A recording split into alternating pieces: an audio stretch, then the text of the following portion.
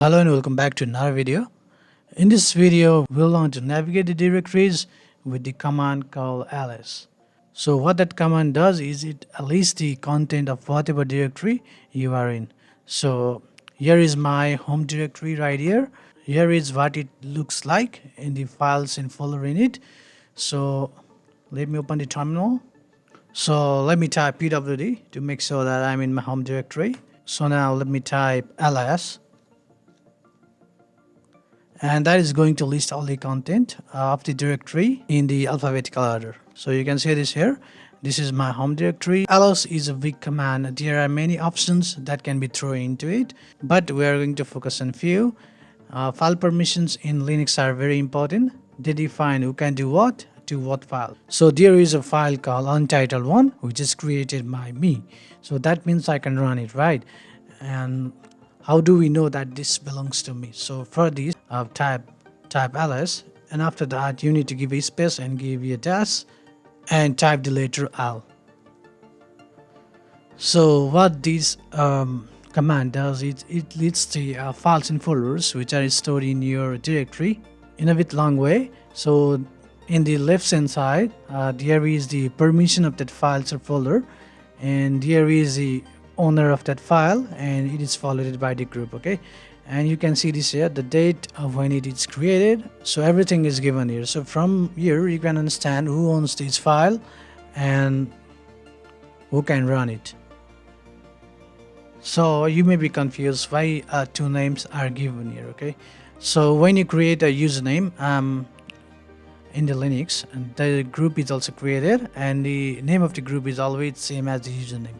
So you can see these two columns with the same thing here. Okay, so what ls command does, it lists the files and folders located in that directory in alphabetical manner. So you can see this here from D to V. And if you want to list these files and folders located in your directory in a reverse manner, then you just need to type ls, and after that give the hyphen, and you need to type R, and the files and folders inside your directory will be listed in the reverse manner. And if you want to list the files and folders located in your directory according to your size, then you can just type a command, type ls, and after that give the hyphen and type s. So total size is given here. So size of your folder and the files are also written respectively in front of the name.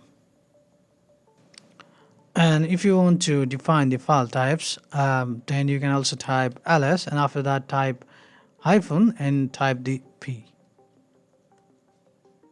And we can see here the directories are followed by the forward slash, and there are also color coding from which you can understand which is the folder, which is the directory, and which is the file. So this is the file which is in the white color, and the directories are in the blue. And if you want to view the files and folder inside the location other than your home directory, you can just change the directory, type cd and type the location, and you are into this directory. After that you can just type ls. So there is also another way. So for that, let me just head back to my home directory, and if you want to view the files in the directory inside this location, then what you can do is just type ls, and you just need to type the forward slash, the beginning of a hard drive. You can see this location here, just type boot. It will show the files and folders inside the whichever location, whichever file path you want. So it is making the thing simple, isn't it? You don't need to change the directory. You can just directly view the files and folders inside this location using the ls command. So let me remind you what you have learned in this series. The first command we learned was cd. So cd you use to change the directory, and the another command we learned was pwd, which is used to show the file path or the location.